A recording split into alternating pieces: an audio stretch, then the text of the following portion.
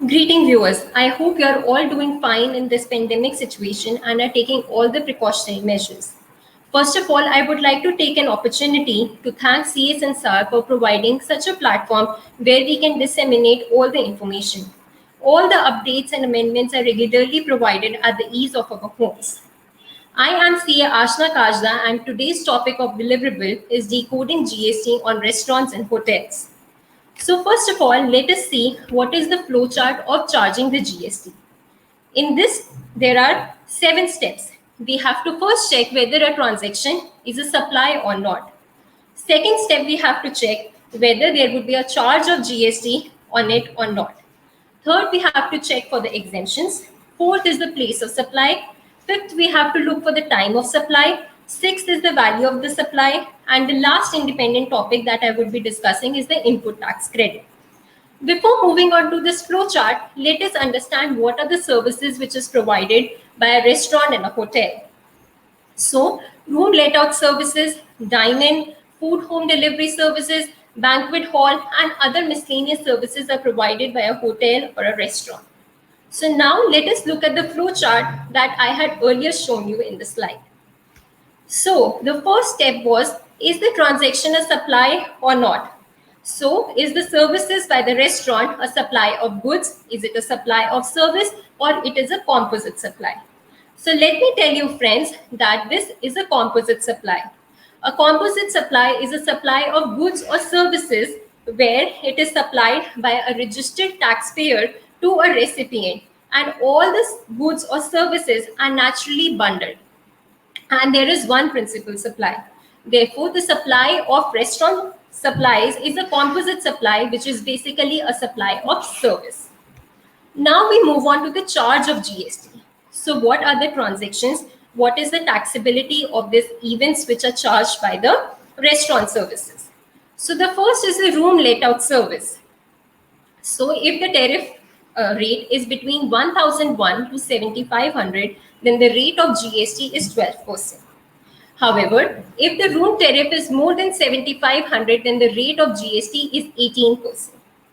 This is subject to some exemptions, which I would be discussing in the later slide.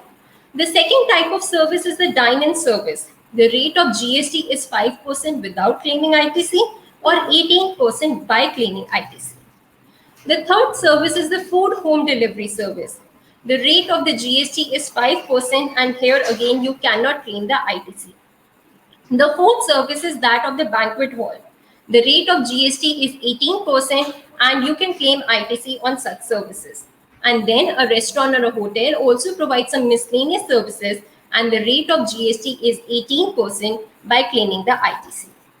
Now here I would like to tell that this rate of GST is for regular taxpayers. Now what about the composition suppliers? So the composition suppliers who have turnover up to rupees 1.5 crores in the preceding financial year can pay a concessional rate of tax at the rate of 5%. Now you must be thinking that the rate of GST is 5% for the regular taxpayers as well and the composition suppliers. So what is the benefit of going for the composition scheme? See, the composition suppliers have got the benefit that they can go for the quarterly return filing, and they are not required to maintain as books of accounts that are required to be complied by the normal or the regular taxpayers. Now the turnover limit for the special category states, that is the 7 states of Northeast India except Assam plus Uttarakhand, is 75 lakhs. That is, in these 7 states, the composition suppliers can avail the scheme only if their turnover is up to rupees 75 lakh in the preceding financial year. So now we move on to the next slide, which is the exemptions. So there is an exemption that if the services are provided by a hotel for residential or lodging purposes, having a supply of unit or accommodation below or equal to 1000 per day, then such service is exempt and GST is not applicable on such service. Now we move on to the next step, that is the place of supply. So section 13 subsection 4 of the CGST Act says that the place of supply for a restaurant and hotel will be where the immovable property is located. So supply of services for a restaurant and hotel will always be an intrastate supply of services. That is, CGST and SGST will be levied on it. However, there is one exception to it where IGST will be levied, which is when the services is provided to a special economic zone. I will be discussing this point in the later slide. Now we move on to the next step, that is the time of supply. So what is the time of supply? So we have to answer one question. If the invoice is issued within 30 days from the date of supply of services, if the answer to this is yes, then we will look at the left side, that is the date of issue of invoice, the date on which payment is recorded in the books of accounts of the supplier, or the date on which payment is credited to the supplier's bank account, whichever is earlier of these 3 points. If the answer to this is no, that is invoice is not issued within 30 days from the date of supply of services, then the time of supply will be the date of provision of service, date on which payment is recorded in the books of accounts of the supplier, date on which payment is credited to the supplier's bank account, whichever is earlier. So I hope time of supply is clear to you. Now we move on to the next concept, that is the value of supply. So I will be showing you over here 3 invoices. As you can see in the first invoice, CGST and SGST at the rate of 2.5% is levied. So I had already told you that a restaurant can charge output liability at the rate of 5% provided it does not claim ITC. So this is a perfect example of that relevant provision. The second bill that you can see is that of the Willow Cafe, and this cafe was situated in Chandigarh. So therefore, CGST and UGST is charged over here, Chandigarh being a union territory. Here again, the rate of GST is 5%. The third bill is little unclear, but if you can make out, it is a liquor bill. Here, if you can see, Kingfisher Light and Budweiser are both alcohol, and GST is not charged in this bill, VAT is charged. So no GST will be charged as liquor is outside the purview of GST. I hope this point is clear to you. So now we move on to an independent concept, which is the input tax credit. So I have discussed the entire flow of the GST. Now the next slide that I will be talking about, how do we claim the ITC on the goods, services and capital goods in case of supply of services by a restaurant or a hotel. So here you can see that ITC available is on ITC on capital goods, ITC on goods and ITC on services. However, since we had already seen that the rate of tax is 5% without availing ITC, therefore, we have to make certain reversals under Rule 42 and Rule 43, which deals with reversal of ITC on exempted supplies. So Rule 43 is for ITC on capital goods and Rule 42 is for ITC on goods as well as services. Now let us understand these rules in detail with the help of an illustration. Here I have presented in this slide an illustration. So there is a hotel named Lily Hotel and following information is provided for the month of March 2021. Now here I would request you to kindly pause your video and take a snapshot of the slide because we would be needing this slide for our future calculations as a reference slide. So here you can see that the first column is particulars. The banquet sale, the amount that is taxable is 4 lakh. The GST rate levied is 18% and therefore the output tax is 72,000. Then the second point is liquor sale. As we have already discussed that liquor is outside the purview of GST, therefore no GST is levied on this transaction. The third transaction is the restaurant sale, which is 2 lakh. Since we are availing GST rate of 5% without ITC, therefore output tax at the rate of 10,000 has been levied. The fourth point that you can see is that where the room declared tariff is less than 1,000, the amount is 75,000. Since we have already seen that this is an exempted service, therefore GST has not been charged on this transaction. The fifth is room tariff, where the tariff is between rupees 1,001 to 7,500. The amount is 1,50,000 and the GST rate is 12% and consequently the output tax has been charged. The last, where the room tariff is more than 7,500, amount is 75,000 and GST rate has been levied at the rate of 18% and output tax has been charged at the rate 13,500. Therefore, on the total turnover of 10 lakh, the total output tax liability is 1,13,500. Now we move on to the next slide where I have given all the details related to the purchases. So the first is building. The ITC is 7,000. The description is capital goods and symbol is given as T3. Now you might be thinking from where these symbols have arrived. So dear friends, here I would like to tell you that please refer to Rule 42 and Rule 43 from the Act. This will serve a dual purpose. First, it will help you to revise the Rule 42 and Rule 43. Secondly, it will help you to understand this illustration in a better way.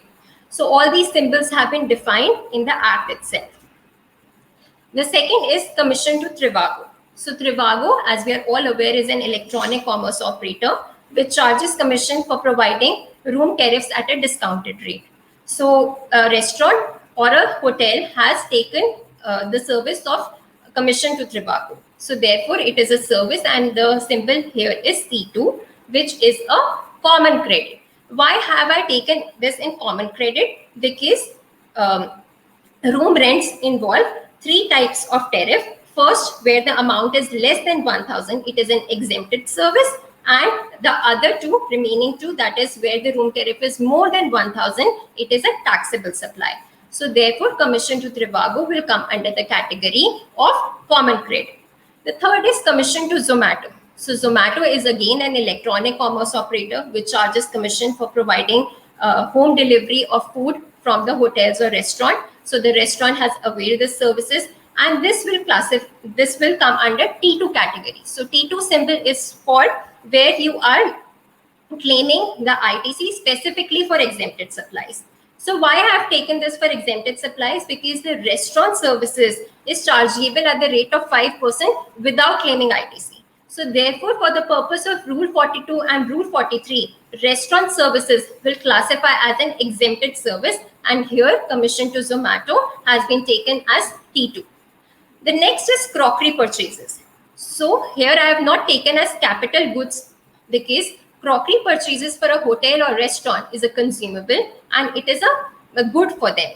Therefore, it is again classified in common credit because crockery is used in banquet hall, it is used in restaurant also, it is used in rooms as well. So therefore, it will qualify as a common credit. The next point is grocery. So the ITC on grocery is again taken as common credit because grocery is also used in rooms, it is also used in banquet hall, it is used in dining services as well. Housekeeping services is also taken as common credit because cleaning is required to be done of the reception area, of the kitchen, of the common area, of the banquet hall, and all the rooms as well. Therefore, it is taken as common credit. The next is flower decoration for banquet. So this is a service which is exclusively for taxable supply. Therefore, it has been categorized as T4. As we had seen in the earlier slide, that banquet sale is taxable at the rate of 18%. Now we move on to the laundry services where the tariff is greater than rupees 1,000. So the ITC is 1,500 and this is again ITC exclusively for taxable supplies and therefore it will qualify as T4. The telephone and internet expenses and the management fee, they both will qualify as common credit as these services are used for providing both taxable as well as exempted supplies. So here you can see in the example that the total ITC we have is of rupees 78,000. Now we move on to the calculation. So the next slide is relating to the calculation of the ratio of reversal. So the supply of taxable items here is 6,25,000. So let us see how did we arrive at this figure. The first one is the banquet sale, that is of rupees 4 lakh. Second is the room tariff between 1,001 to 7,500, which is 1,50,000. Third one where the room tariff is more than 7,500, which is 75,000. So 4 lakh plus 1,50,000 plus 75,000 will give us the result as 6,25,000. The second is the value of the exempted goods is equal to 2,75,000. So how did we arrive at this figure? Here you can see that the restaurant sale is 2 lakh and the room tariff less than 1,000 is 75,000. Therefore, the exempted supplies is 2,75,000. Total turnover we had calculated in the earlier slide was 10 lakh. Therefore, the ratio of the exempted supplies over total turnover is 0.275 or 27.5%. Here I have not included liquor in the exempted supply because liquor is a non-GST supply and hence it will not be included in the exempted supplies. Restaurant sale is also included in the exempted supplies for the calculation of reversal of ITC under Rule 42. So, viewers, this has to be kept in mind that the restaurant sale will be taken as an exempted supply only for the purpose of the calculation of reversal under Rule 42. Otherwise, it is a taxable supply where GST is levied at the rate of 5%. Now we move on to the next slide, that is the computation for the availment of ITC for the tax period March 2021 as per Section 17 of the CGST Act, read with Rule 42 and 43 of the CGST rules. So here you can see that the total tax input which was involved in input, capital goods and input services was rupees 78,000. The ITC which was attributable for specifically for non-business purposes was 0. We did not have any ITC which was not used for the purpose of business. The third is input tax out of T1 which is attributable to input services and capital goods to be used exclusively for exempt supplies. This amount is 1,000. So let us see from where did this 1,000 arrive. So this is commission to Zomato which was used exclusively for restaurant services. Therefore, it has been excluded from this calculation. ITC which is a block credit. As we are all aware that ITC on building is a block credit under Section 17 subsection 5. Therefore, this amount has also been excluded from the common credit. Therefore, the ITC which is credited to the electronic credit ledger is 78,000 minus 1,000 minus 7,000. The resultant answer is 70,000. Now let us look at the ITC which is attributable to input, capital goods, input services which is used effectively in effecting taxable supplies. This amount is 3,500. So how did we arrive at this figure? First is the flower decoration for banquet and second is the laundry only for tariff greater than rupees 1,000. So 2,000 plus 1,500, the answer is 3,500.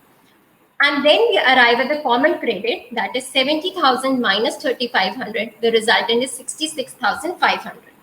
So what is the ITC which is attributable to the exempted supplies? It is 66,500 into the ratio that we had calculated in the earlier slide, which is 27.5%. The answer is 18,288. So this is the ITC which is attributable to exempt supplies and will not be allowed to the applicant. Now, how do we report the above figures in the GSTR 3B? So here I have taken a snapshot of a very popular GST software, but you will also find the same details in the GSTR 3B on the GST portal. So here, if you can see that the outward taxable supplies, the taxable value I have mentioned as 8,25,000. So let us see how did we arrive at this figure 8,25,000. As you can see that the banquet sale of 4 lakh, restaurant sale 2 lakh, room tariff between 1,001 to 7,500, 1,50,000, and the room tariff greater than 7,500. So the total is 4 lakh plus 2 lakh, 6 lakh. 6 lakh plus 1,50,000 is 7,50,000 plus 75,000 is 8,25,000 has been written over here. Other output supplies which is nil rated or exempted. So where the declared tariff is less than rupees 1,000, that taxable value has been written in column number C. E point relates to non-GST output supplies, which has been written as 1 lakh. So this is the sale of liquor and the total output supplies is 10 lakh, which matches with the total sales that we had written in the earlier slide as well. Now we move on to the ITC portion. So the total ITC which was available to us was rupees 78,000. So you can see that 78,000 has been divided in two portions, that is CGST and SGST. So 39,000 plus 39,000 is 78,000. ITC which is reversed as per Rule 42 and Rule 43 would be, first is 18,288 which has to be disallowed, and second is 1,000 because ये वाला ITC तो हमें मिलना ही नहीं है because it is attributable to input services and capital goods which is used exclusively for exempted supplies. So 18,288 plus 1,000 becomes 19,288, and if I divide 19,288 by 2, the answer will be 9644 and 9644. If you see in point number D, the block credit as per section 17 subsection 5, that is the amount of rupees 7,000, which was written over here, that is the ITC on building, has been mentioned over here, and it has been divided into two parts, that is 3,500 and 3,500. So this is how we have to report our figures in GST 3B. Now we are done with the major portion. We have covered the input tax credit. Now we move on to the recent related judgments which have come up in the light of GST on service related to restaurants and hotels. So there was a question that how about the ice cream parlor? So this was decided in the case of Messrs. Shri Venkateshwara Agencies 2020 VIL 128 Advanced Authority ruling. So it said where the seating arrangement is available, where the air conditioning facility is available, then the ice cream parlors will fall well within the ambit of the restaurant services, and GST would be chargeable at the rate of 5% without claiming ITC. Again, if the ice cream is served at the party events as per the requirements of the guest, then it will fall under the category of outdoor catering services, and it would be liable to be taxed at the rate of 5% effective from 1st October 2019.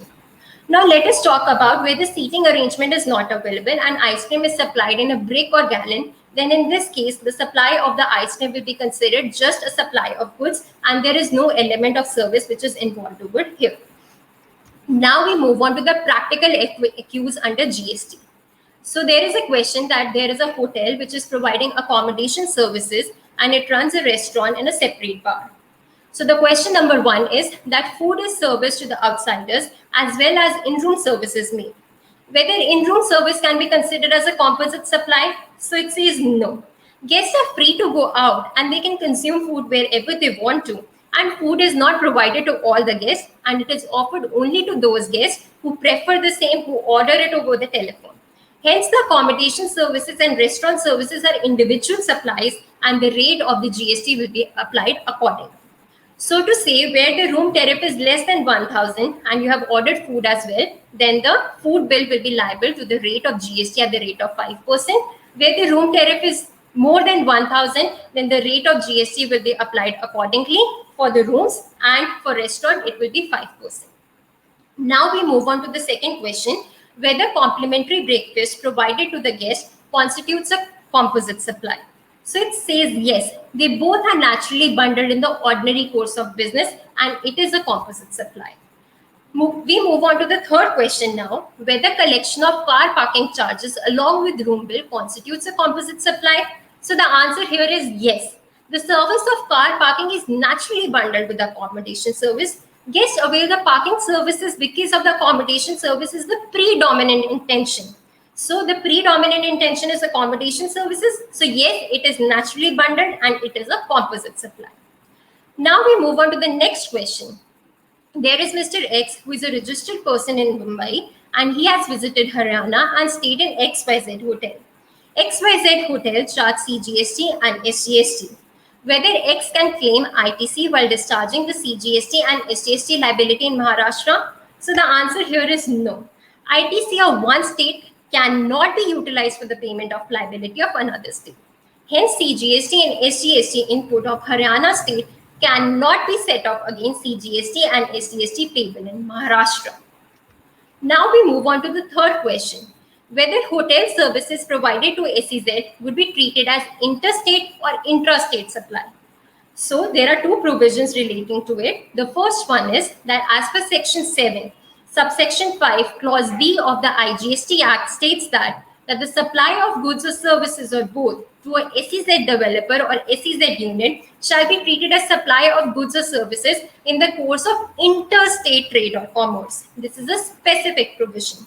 The second provision is as per section 12, subsection 3, clause C of the IGST Act, the place of supply of services by accommodation in an immovable property for organizing any function shall be the location where the immovable property is located, and therefore it is a general provision. Now there is an established principle of the interpretation of statute that in case of apparent conflict between the two provisions, the specific provision shall prevail over the general provision. So in this particular case, our answer would be where the hotel provides services to a SEZ, it would be treated as an interstate supply of services.